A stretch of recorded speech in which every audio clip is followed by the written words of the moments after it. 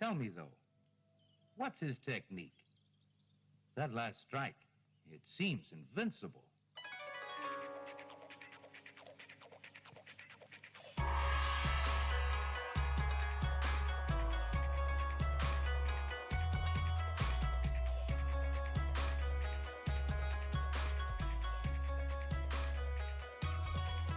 Hello, and welcome to Sons of the Dragon, the Immortal Iron Fist podcast. My name is Connor and Karl. I'm Karl Stout. And today we're back to the old series, and we are covering Iron Fist 10, which was published in December 1976. It's been a while since we've been here, so... Yep, exactly 1976. Cool. Where you could subscribe to an entire year of comic books for $4. Wow. Now you can't even get one. Oh, yeah. So, and apologies for the mic quality and stuff, but this is the cheapest microphone I could get, and I'm half moving out, trying to move out, so I'm strapped for cash. I'm not going to get a good microphone for a while. So, dear listeners, you have to put up with it, but I'm sure that's fine. I actually think the cheap microphone sounds better than what you were using before. What? Yeah. Wanted Iron Fist Kung Fu Killer. Yeah, that's the title of the story on the cover, anyway. And, yep, it has Iron Fist running away from cops and Misty. The cops are trying to fire, and Misty's like, no, you'll hit Colleen, because Iron Fist has Colleen in his arm, and he's just punching the crap out of this police car. Yes, he is left uppercutting the door off a police cruiser. With his Iron Fist. Actually, I think he's tipping the police cruiser over, if you look at the angle. Possibly. And yeah, he's carrying Colleen. Colleen's like, not looking happy. No, your kind breath, of screaming. Did you eat onions? Yeah, you get away from me. It's sort of classic melodramatic 70s Marvel cover. And yeah, I don't think we've seen Colleen in that outfit before. No, I think we have. Wasn't she wearing that when Master Khan was doing his stuff? Oh, yeah, I think you're right, maybe. Yeah. It's a pretty decent cover. It's not the best one, but it's far from the worst. It has some background detail and traffic lights and stuff, so... the Iron Fist logo is white with a red background. Yeah. And the first page, we're graced with something that looks familiar if you're an X-Men fan. Yes. Yeah, and coincidentally, yeah, so this is one of my favorite pages from the Iron Fist that we've covered so far. Really? Even better than the Batman one? Yeah, I remember. I said it's one of my favorite pages, though. It's not my favorite. But, no, it's, I still I really like this one. It stuck out to me the first time I read this years ago as well. I gotta stop saying, Yes, you do. because there's so many things happening, it's really annoying. If anything, I would love to see this front page image on a t-shirt. With all the images they're pulling from older stuff and throwing it on shirts. Just Iron Fist and the newspaper background would be an awesome image on some type of merchandise. I'd love to see this in the show. Something like this, anyway. So we have Danny pinned against the wall, obviously in some type of cop searchlight spotlight shining on him. Yep. It's standing next to a trash can in the rain. Someone in the background yelling, "Hold it, Iron Fist! Make a move, and you're one dead superhero." So his back's pressed against the alleyway, and behind him is a Daily Beagle article, obviously blown up in terms of size. And the headline reads Kung Fu Killer, and this is where they also list the credits. So story by Chris Claremont, photography and layout by John Byrne and Dan Adkins, color integration by Bonnie Wilford. And yeah, there's a... And one of the best things is Spider-Man involved. That cracked me up. It says Kung Fu Killer across the top with Iron Fist page on the left. And of course, an art editorial by J. Jonah Jameson in the rights to asking, is Spider-Man involved? Yeah, which has a picture of his head there. Just made me laugh a lot the first time I read this. It's a great first page. It's raining quite heavily. There's nice details in the alley, like there's a trash can with trash coming out. That weird thing at the forefront of it. What is that? The thing with the puddle in it? I'm gonna say a disgusting pillow. Yeah, pillow with a hole in it. Anyway, so it's a great first title page. Not title page. I don't even know. Whatever. Page 2. Yeah. We now see who's yelling at Danny. It's two cops, their guns drawn, hiding behind their doors. Now face the wall, Buster. Spread your arms and legs and lean forward on your fingertips. Move it, hero, before my scatter gun, old school term, I believe, for a shotgun, saves the city and the expense of your trial. The other cop is like, hey, ease up, Charlie. Jesus. So, hey, John Dillinger, It's a great panel here. It's the same as the title panel, right? It's not a full page spread, but it's like from Iron Fist's point of view now. So we see the back of Iron Fist's head and his symbiotic collar, and the two cops pointing the guns at him, and the sirens and the lights flashing, and it's just a really good effect with the rain as well. Should we actually mention that the collar has now morphed? I didn't even notice. It's no longer the dog surgery cone, or ice cream cone as you like to call it. It is more of a Doctor Strange but pointier. It really goes like back and forth between a lot of different things, a lot of slight variations on the same general idea. At its worst, it's like the dog cone collar, like that Iron Fist and Spider-Man story. It was terrible. So I was, as I was rereading this for tonight, because, it's been a couple of months since I read it for the show, the dialogue, it's okay, it's pretty standard. I just found myself looking at the artwork most of the time. Throughout this whole issue, the artwork is really good. Yeah, John does good work in this one. Yeah. So Iron Fist is pinned by the cops against the wall. He's telling himself to be careful. He only has one chance, and he picks up a brick from the ground, which is actually in all of the shots, including the first page. It is actually by his left foot. He picks up a brick, and what would you say, the blur effect? He flings it up. So I'm talking about more the artwork style of that left arm. He actually flicks it backwards, so he picks it up and throws it with like a backhand maneuver through one of the headlights of the cop car. Yeah. And we see 1, 2, 3, 4, 5, 6 versions of his arm through the progression of the throw. The cop's headlight smashes. Charlie, the guy with the scatter gun with an issue, of course, fires off both barrels, or at least one barrel, towards Iron Fist, saying, I knew we couldn't trust that kung fu punk. Yeah, but did trust him.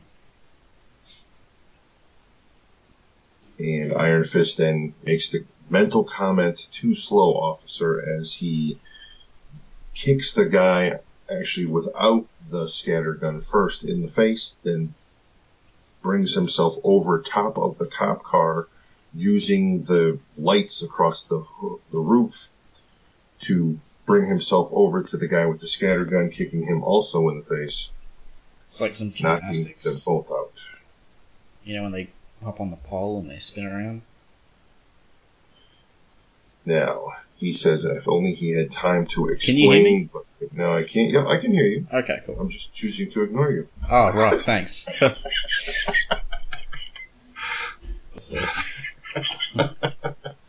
And Iron Fist jumps up and scurries up the fire escape, but not before Good Time Charlie can bring forward his 12-gauge barrel of buckshot, which buckshot is I don't know what you call it down there. A bunch of loose pellets. It's not like a slug or anything in a shotgun.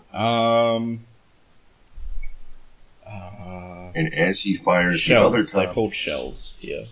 They're just called shells. Yeah. As the other cop yanks the gun out of the way, yelling, "No.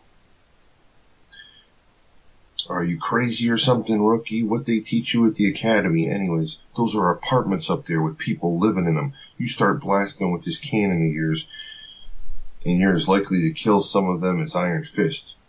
Now shag your butt back into the car and radio for assistance." The colour effects are really nice as Iron Fist leaps. The colour in the background seems to change nearly every panel, and when the cop's aiming at Iron Fist, the whole background is red. Now, again, I'm looking at the original issue. Does the cop holding the shotgun have like a blue electrical aura around him? Yeah. I think that's supposed to be the rain. Gotcha. Like, splashing off him. It does, if you think about it, the electrical aura, it does look a bit weird, but I just took it as rain. But then again, my copy is not smudgy or anything. Well, I don't know, but, you know, the stuff always looks crummier in the original issues if they're from the 70s, yeah. And in the next panel, we're greeted with a flashback of what's basically been going on for the last issue or so. And we probably should cover the flashback, because it's been a while since we covered the last issue, so... Which is Chaka, the triple chuck drag tiger masked What? master of martial arts. I don't know. Triple Chuck. Alright. I guess that's hard. Well, they call it, what, the triple iron?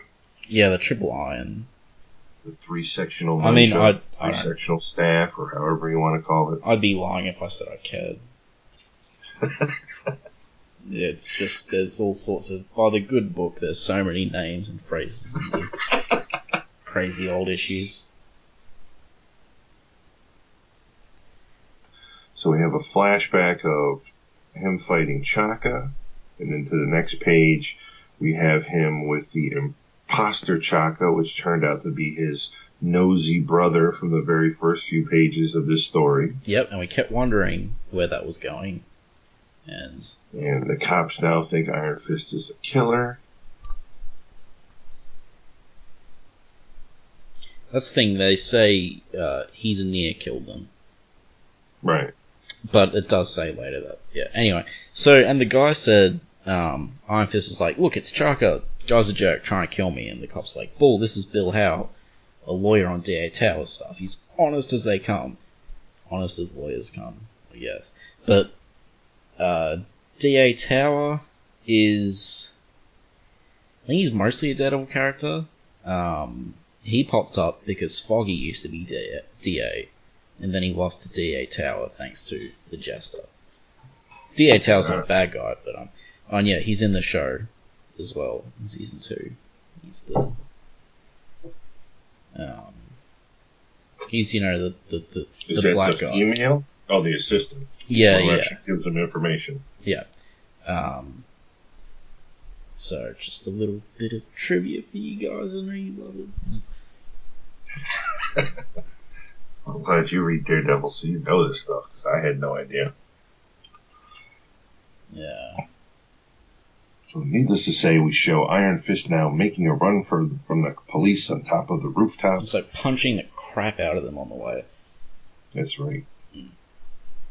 Swinging down from fire escape to clothesline to power line. I don't know what the hell that's actually supposed to be that he's swinging off of.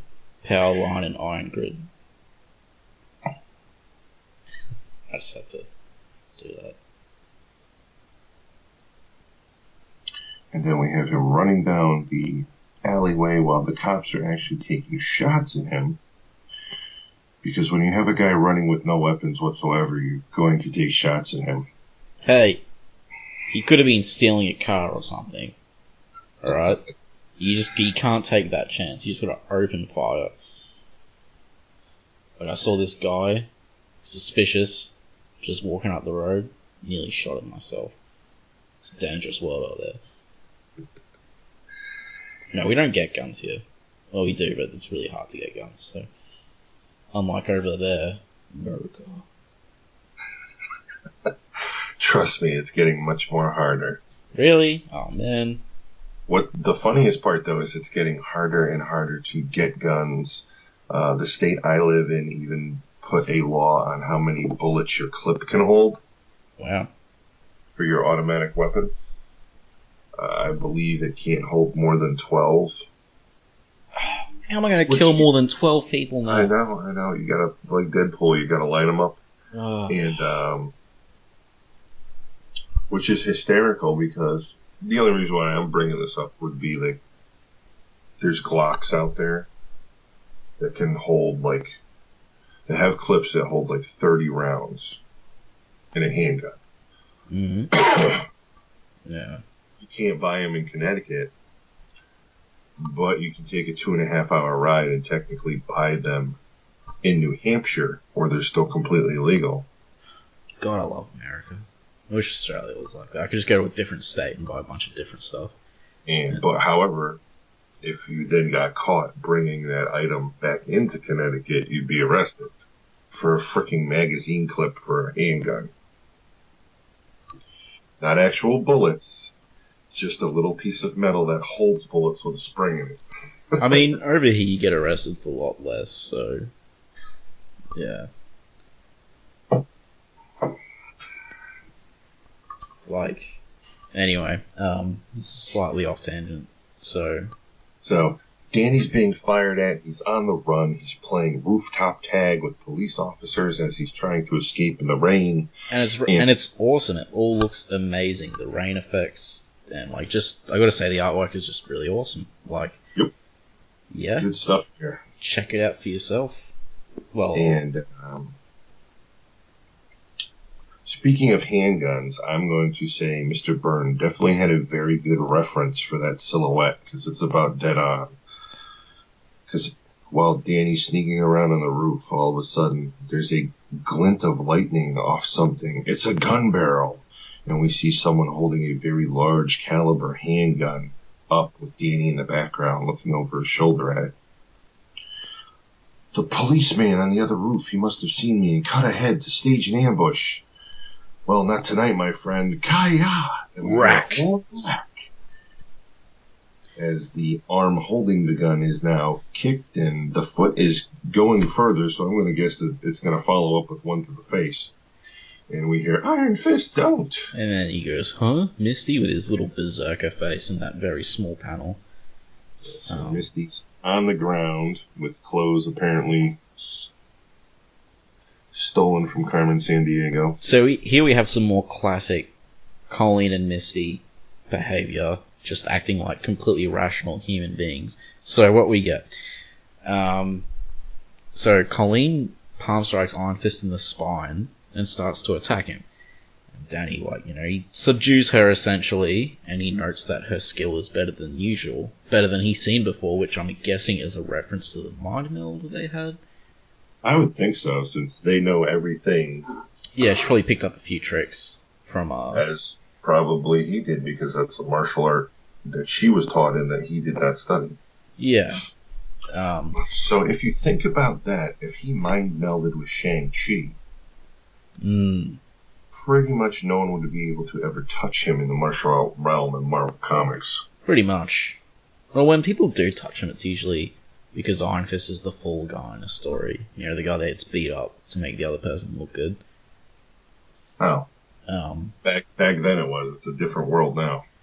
Oh no, it's still like that now. You don't remember our Lord and Savior met Bendis in his new Avengers run? Every episode, guys, every episode, I'm going to remind you of that run, because it's so bad. Anyway. Why do you hate me? So, basically, stop talking about it.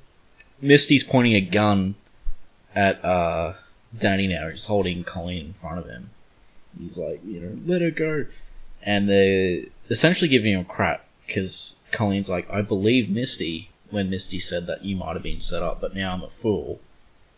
And that's why she started attacking Iron Fist. And it's like, well, okay. You just walk around holding out a gun like that on a rooftop? I mean, Iron Fist just reacted by instinct, and it's not like he had a gun. He just kicked. And then, for some reason, that makes him guilty of murder. So, yeah. Classic Nightwing Restoration detective work. You absolute fiddle-faddle morons. Like... And the artwork's really nice. It was the whole comic book way, though, back then. There's a slight chance that you might have done something. We're gonna fight. Oh, we're friends now. Let's go solve this together. I just hate when they have the gall to just make him look like a complete psychotic jerk when they were the ones, being jerks. Like, running around with guns in the air and then attacking people. Just like Carmen Sandiego. I don't know. But the artwork's really nice. Yes, it is. The fighting, actually, that fight with Colleen and Danny, as short as it is quite nice. And when they're on the rooftop, it's awesome. I'm a sucker for rain. Like, I love rain, and I love rain in comics. So, yeah, this is like happy for me. It's all this rain everywhere. Alright, so we have some monologue here with Danny basically saying, just hear me out, that's all I ask. And if you still don't believe me, then when I'm done, I'll turn myself in. And Colleen's just like, that's fine, just let me go, you perv. Hey, you attacked me, okay? Here's what I found out. In between ducking police cars, the man I was supposed to have murdered, Bill Howe, was Chaka's brother. It seems the Golden Tigers captured him a few days ago, which we see in the first issue. Mm-hmm. While he was scouting their headquarters, Chaka's plan was simplicity itself. Bill Howe would kill me and then go to prison for the crime, or I would kill him with the same result. Either way, Chaka wins. And then Misty chiming in. The fact remains that you killed someone. Does it really matter who?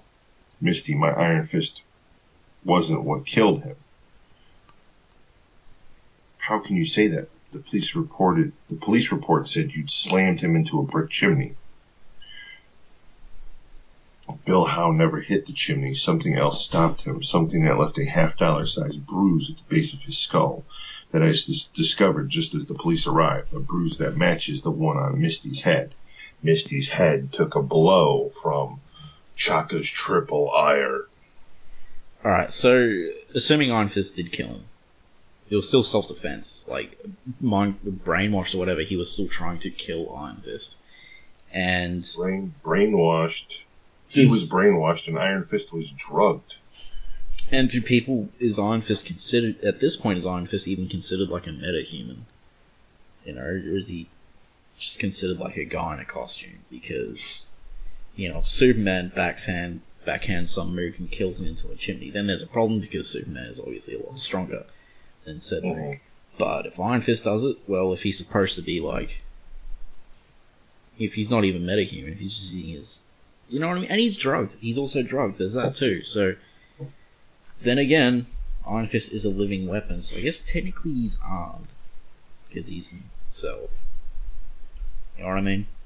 Yes, the old myth comes into play here where if you ever became a black belt, you had to register yourself as a deadly weapon. I think that's true in some places. I'm not sure, like, how many though. Craziness. It's pretty dumb. Like, yeah, it's like, do boxers count as living weapons then? If they have like a certain amount of knockouts. You've made golden gloves. You have to register your hands as deadly weapons. Which, if you know someone who's made golden gloves, don't ever get in a fist fight with them. I mean, my Hellboy Library edition could probably kill someone. Does that mean it's a weapon? And I have to register it? I like to think everything in my house is a weapon. Yeah, that's true. Because I can kill you with pretty much anything in here. For me specifically, alright, that's it. You're coming over there. No, you're too far away. Oh, right. Anyway, I should probably move on to Misty's bruised head. Wait, so she has an afro, right? How does that work with the hat and the... I don't even know. Yeah, whatever. It's not important. Well, or is it? Is her hair a symbiote? Like Danny's collar? Just put it out there, guys, alright? She could have it tied back under that hat. We don't know, since the hat doesn't apparently leave her head in the scene. Anyways, she finally puts the giant handgun back in its holster while saying, you know, we're a long way from proving that in a court of law, especially when you're the only witness who can clear... Especially when the only witness who can clear you is the man who framed you in the first place. Face it, hotshot. Chaka's got you cold. He doesn't have to lift a finger to finish you now. The wheels of justice will grind you up for him. And now we have, I think, the most humorous panel in the book. Iron Fist standing up on the edge of the building with his fist raised in the air. Maybe so, Misty, but before I'm finished, I'm going to put Chaka and his whole gang on a commission for good. It's just a funny looking pose. It's just... I'm expecting him to say, I'll hunt him down to the ends of the earth, or something. Just, yeah, screaming from the rooftops. It stopped raining, by the way, which is a nice touch. They have, like, the puddles. See? It's a nice touch if you have artistic vision, okay? Well, did it stop raining, and did Iron Fist just previously take a humongous whiz and it's dripping off the end of the building? Both. Exactly. Now we go back to Lower Manhattan. It's the derelict meat packing plant. No, not a gay bar. And... I never even implied that. We have Iron Fist roughing up Chaka's goons as he's smashing them through walls. Iron Fist, the Big Boss, or Bruce Lee Big Boss style. We got one guy stuffed in a crate, another guy through a wall, another crate that looks like it's been kicked open and like bags of heroin are falling out, and he's trying to get information out of that. And then we get the full page montage splash awesomeness, which is that the albino pimp? And he's crushing. It almost could be. He's crushing syringes with his iron fist, beating up syringes and packets of coke or heroin, who knows. But in classic 70s detective movie style, Iron Fist is working the system, pimp slapping guys with bricks, roughing up pimps, breaking drugs. Apparently that guy's a perf snatcher with a knife. Yeah, he's just stopping muggings on the way. And roughing up everybody in the town, looking for where Chaka's hiding out. It's a cool the page is Iron Fist running in the center, and like it has all these. They're sort of shadowy, like sort of transparent. Not transparent, you know what sort of funky John Byrne style. They're pictures. off. Yeah. And I want to point out that it'd be cool. I think one way the show could go is maybe they could do something like this, but have Davos be in charge of this gang, and Iron Fist declare war on them. I think that would be a good way to do it. If he's just fighting that gang from Daredevil in Chinatown. I just hope they have the 70s guitar music. Down out. Whenever Iron Fist is on the street.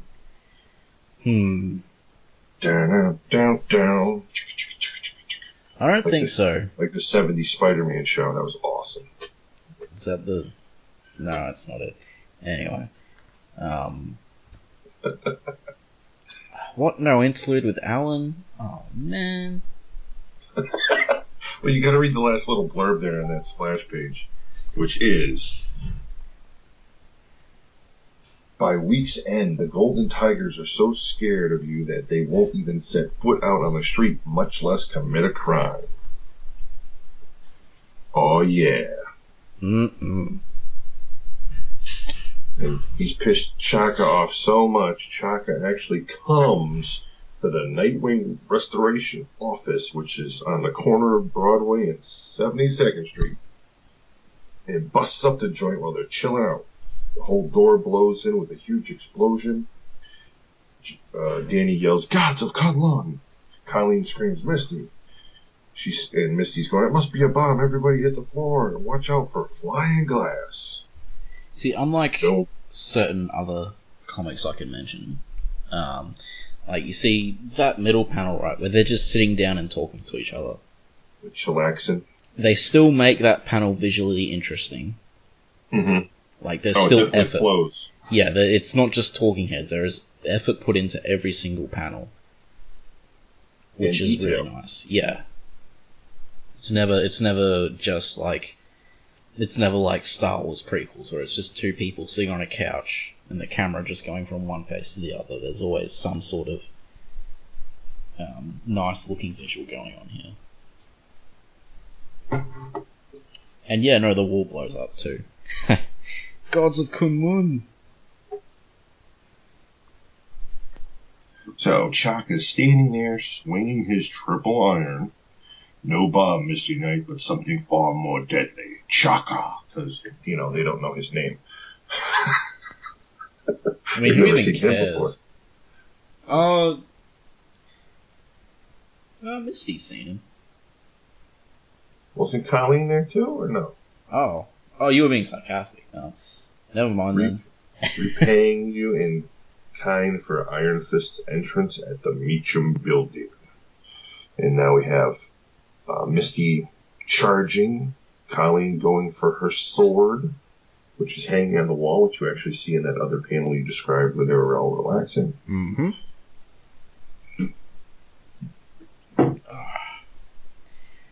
And, well, they start fighting, and Misty and Colleen are immediately taken out.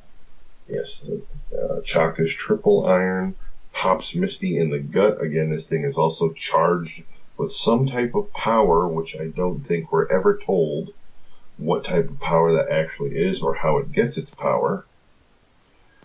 Much like the triple iron the two women were using in those other issues. Yes.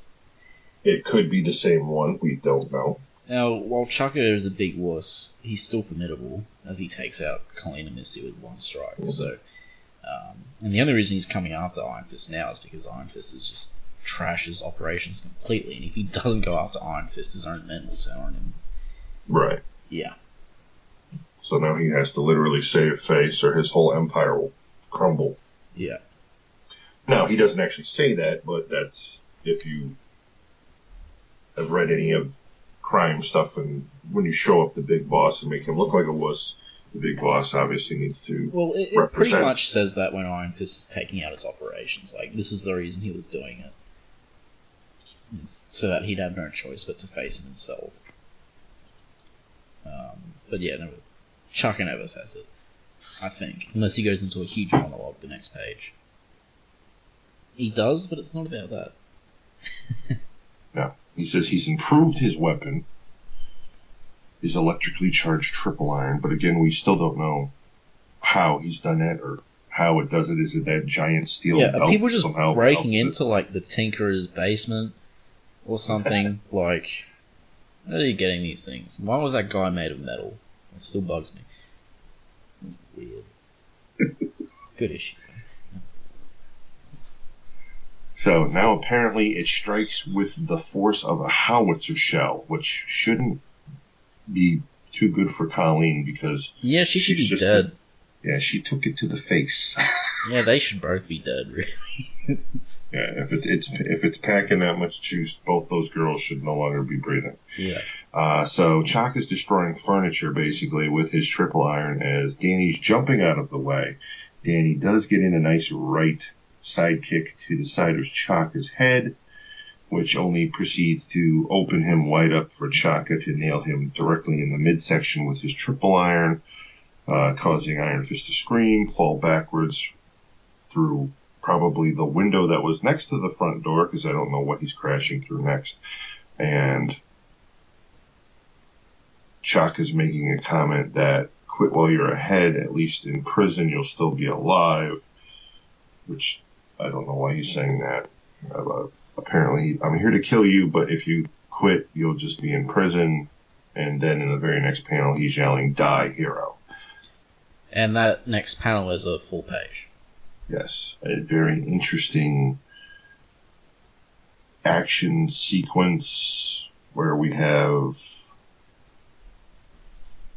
technically 8 different silhouettes of Iron Fist, followed by 9 different... Actually, pardon me, I missed the bottom right-hand one where they're going out the front door. About 10 Iron Fists and 10 Chakas as they wrestle and fight their way down 2 flights of stairs into a lobby, through a railing, and then finally through the front door of the building where Nightwing Restorations has their office, where we have bellhops and counter people all staring in awe of what is going on. Mm-hmm. And Iron Fist basically saying, I need to keep him off balance so he can't use his triple iron to strike me again. And that the triple irons took out Misty and Colleen with 1 blow apiece and nearly blew them through a wall. So now we're on to the street where the fight continues. And of course, the typical "you've merely delayed the inevitable" line comes out. Yet now Chaka, after stating that line, runs away. Yeah. We have cops stuck in traffic. Apparently the same 2 cops. Now saying now we have another chance to bust him. And Iron Fist is chasing after Chaka to come around the corner where apparently Chaka was waiting for him. Too late, you sanctimonious sot. This time I have you. And Chaka now wraps the charged triple iron around Iron Fist's throat, yelling this time, there'll be no escape. Die, Iron Fist, die. And we have Danny yelling, or thinking anyways, pain. Chaka has me in his stranglehold. Weapon at full power. My mind white with pain. Can't think. Concentrate. Yet we do see that. See, I don't know if that's from the actual electrical charge because he's kind of covered in a red aura.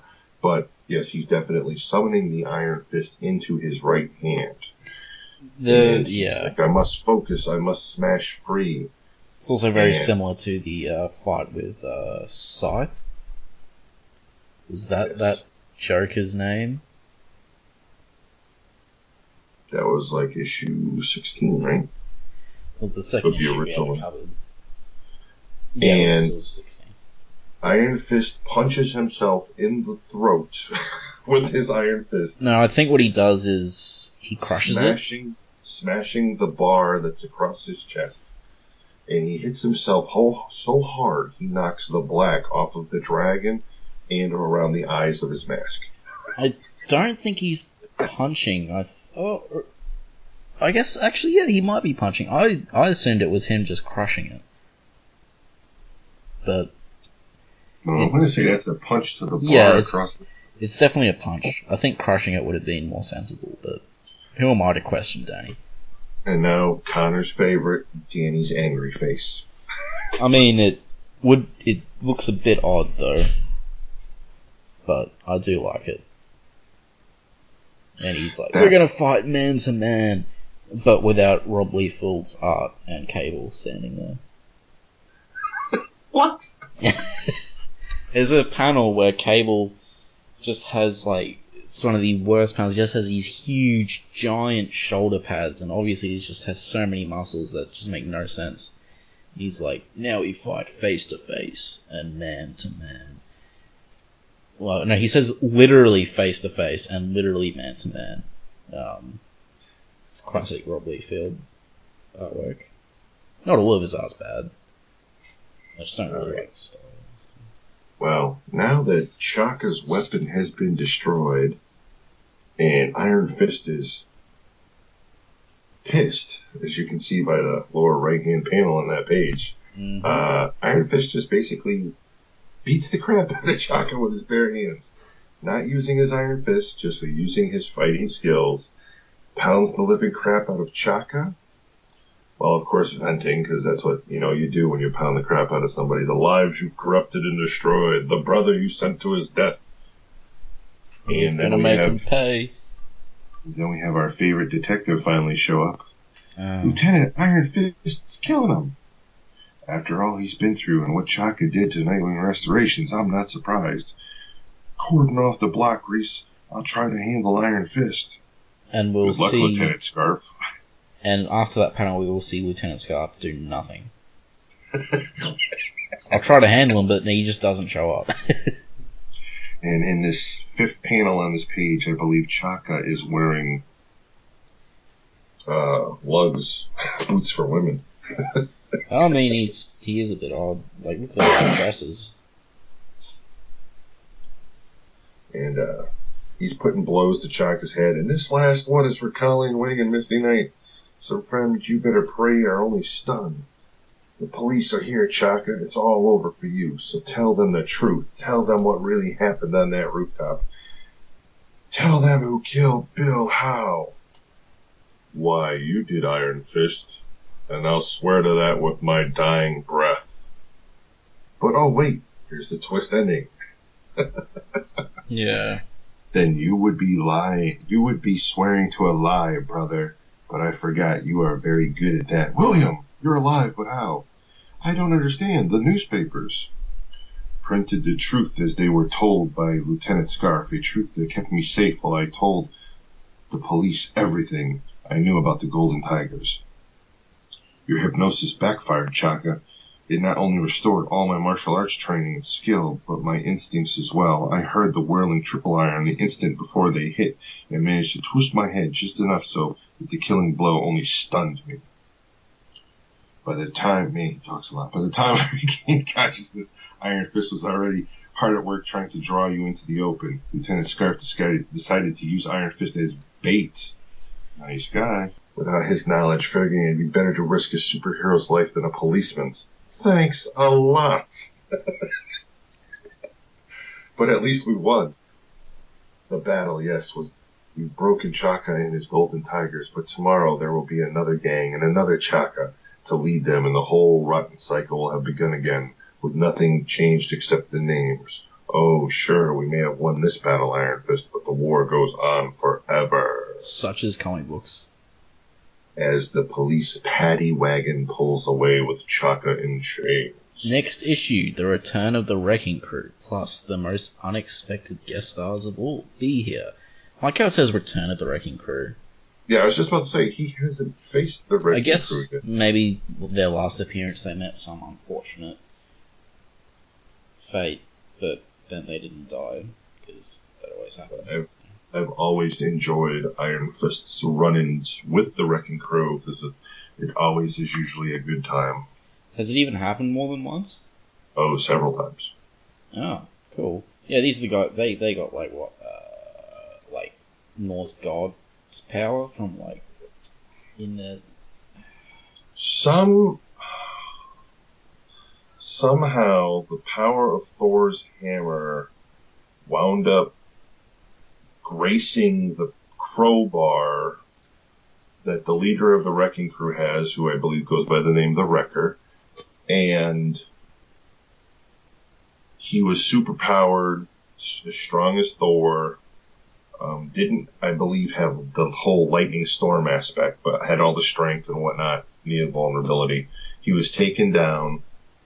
He was then separated from the crowbar, put in jail, just the powers without him having the crowbar. It was just like Thor's hammer, or should I say the stick, that, he pounded on the ground to then become Thor. It was kind of like that. So when he didn't have it, the powers left him. He broke out of prison with his buddies, and when they went and retrieved the crowbar from whenever it was being held, I believe they all touched it at the same time, and then the powers got split in between all of them, and they each got like a different ability from it. I mean, they all are super strong, all are super invulnerable, blah, blah, blah. It's definitely one of the simpler and less convoluted origins of supervillains. Yes. but it's good fun. And for a short period of time, Luke Cage actually was in possession of the crowbar in one of your favorite comic book series ever. And I can't remember, was it Venom or Carnage? I want to say it was Venom, but not the Brock Venom. You lost me a while ago, so I have no idea. Luke Cage charges into Norman Osborn's office because I believe Norman actually threatened Luke's kid. Stormin' Norman. So he goes charging into the office with the crowbar in hand. And I technically think you don't actually know he's holding it just yet. And Venom leaps for him to tear him from limb to limb. It's either Venom or Carnage. I'm drawing a blank at this. Probably Carnage. And Luke swats him with the crowbar that basically sends him flying across the room. And he just literally splats like somebody threw Jell-O against the wall. I mean, he's just gone. He's just an ink blot on the wall. Just because he got smacked by this freaking crowbar. And everybody in the room is kind of just like, oh, crap. He just did that. But he apparently got, because he's back running around again, so somehow Luke gave up the crowbar and the Wrecker, of course, got a hold of it once again. Oh, who knows? I mean, but I was technically hoping that Luke was going to keep the crowbar, but they pretty much amped Luke Cage's strength up to the point where he doesn't need it anymore. Yeah. Because originally, I mean, back in the old school days of when these comics were out, I mean, Spider-Man could only lift 1 ton. Now I believe he can lift over 10 tons. And Luke Cage was, I think, at the 10-ton range. I think now they have him at like the 50-ton range. I mean, how much does a truck weigh? Because I remember a truck swerved off the road and hit him and Gwen, and he could like barely keep the truck held up, and he only put it on the assistance of like a broken parking meter, which is how he saved him and Gwen. Like, it seems like you just chuck one around these days, really. Truck, like pickup truck or 18 big wheeler? Truck. Box truck, 3.5 ton. Okay, yeah. Anyway, so what do you think of that issue? I liked it. Had some great fight scenes. Had some fantastic splash pages. Mm-hmm. Artwork was top notch. Good story. Tied everything together that was going on, other than our stupid little my stupid little questions on how's this thing being powered. Yeah. Yeah. Which is minor, but I'm a stickler for details on stuff like that. But great wrap up. Kept everyone involved. Your favorite redhead was not in the issue, which I'm sure is a plus for you. Yeah. But don't worry, he'll be back. He'll be back. I don't mind him. He just keeps stating the obvious, and it's really annoying. I'm Danny's best friend. Yes, you are.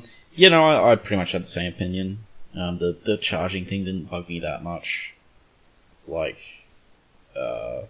Yeah. I guess it is a bit odd that they didn't explain it, because they usually go to huge detail to explain that sort of thing. Like with Nuclear Man, or Radion, whatever his name is. The original Triple Iron, the Death Cult people. I mean, obviously you just assume that that's magic, so... But no, I liked it. For me, the first half was stronger, because I love the whole getting chased by cops at night in the rain and stuff. Yeah. Oh, that was really good. Like, the artwork was really good there, but the rest of the issue was still good, so... Yeah, and it was a decent finish to a decent arc. There's some pretty crazy stuff coming up in this run as we're reaching the end. And by that you're referring to the orange afro. I was more referring to exciting things like Sabretooth and stuff, but I guess the orange afro too. It's in the next issue. It's practically a hair helmet. And I'll be posting pictures of that sucker because it's outrageous. Alright, so you can pick this issue up, obviously, as the issue itself, like off eBay, or if you just go through like your local comic book stores, back issues, varying prices depending on quality, etc. It's also in the Iron Fist Marvel Masterworks 2, which is like, I don't know, in terms of like Australian dollars, 50 to 60. But the best place to pick it up would be the Epic Collection, The Fury of Iron Fist, which pretty much has everything we're covering, except for like a couple of issues. And, and the Iron Fist Essentials. But that's pretty expensive these days, and it's all in black and white. Which is good. I love how black and white freaking reprints are shooting up in price. It makes no effing sense. They were made to be cheap options. Right, and they're printed on toilet paper. Yeah, that's the part that kills me. It's because they stopped printing quality paper. They stopped printing them now, which is a real shame. I'm trying to pick up some of the DC ones. Showcase, yeah. The showcases, some of the early Neil Adams Batmans. I was dragging my feet on them because I'm just like, oh, they're everywhere. They're no big deal. I'm like, even some of the websites have them for almost half off. Yeah. And now all of a sudden, the first two showcases of the Batman book, which originally I was holding off because I was always a bigger fan of Detective, and someone informed me that, like, no ding dong, read what's in read the description. They're both. And in the description, it was, yes, it says Batman, but it's actually half of the issues in those showcases were detectives. And I'm like, oh crap, I need to start buying these. So then I found out what ones I needed. And then, of course, I found out that, oh wait, they're no longer in print. And because they're the Neil Adams ones now, a $19 black and white reprint, people are trying to get $65 for. Yeah. Oh well. Yeah, that's it, guys. If you see something that's cheap now, get it now, because don't risk. If it's a collection or something, it might go out of print at some point. It ends up being really expensive. Yeah. Like, I've been collecting a series of books lately, and they're all like, they're books that are worth like 10, 20 Australian bucks, like $5 American bucks,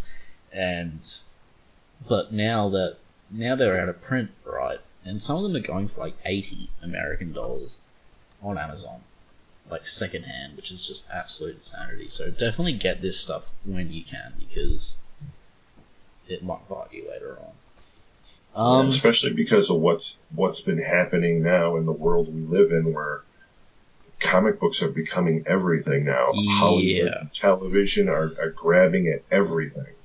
So all of that stuff, if it's a good book, it's going to get picked up as a movie or a television series.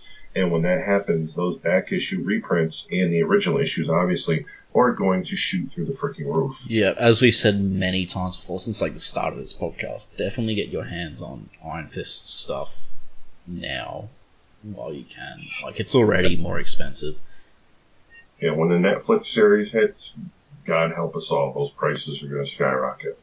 It's going to be bad if the Netflix series hits and it sucks, and then all the comics take after the show. That's like the worst case scenario, though. So, and Jessica Jones season 200, and Iron Fist only gets one season. Anyway, next time we will probably be covering the next issue, Iron Fist 11. So until then, may your fists be of jello. Triple iron become onto jello of fists. Peace. See ya.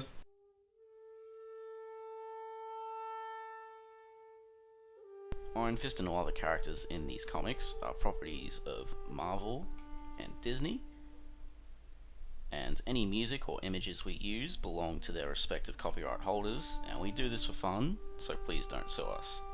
You can contact us at sonsofthedragonpodcast@gmail.com. Just send us mail, comments, thoughts, send us anything you want, really, even if it's not about Iron Fist. And if you don't want it read out on the air, just mention that. You can also reach us at Facebook, the Immortal Iron Fist Podcast, Sons of the Dragon, our Twitter, at Iron Fist Podcast, our SoundCloud, soundcloud.com/Sons of the Dragon with hyphens where the spaces are.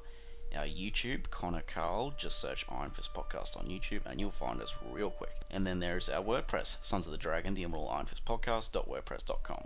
We are also on iTunes. Feel free to rate us there. If you rate us less than 5 stars, well, just tell us what we're doing wrong and we'll try and improve that. And last but not least, we are on Podcast Garden in the literature section. And thanks to Thomas Tissoff for the theme song at the start. And thanks.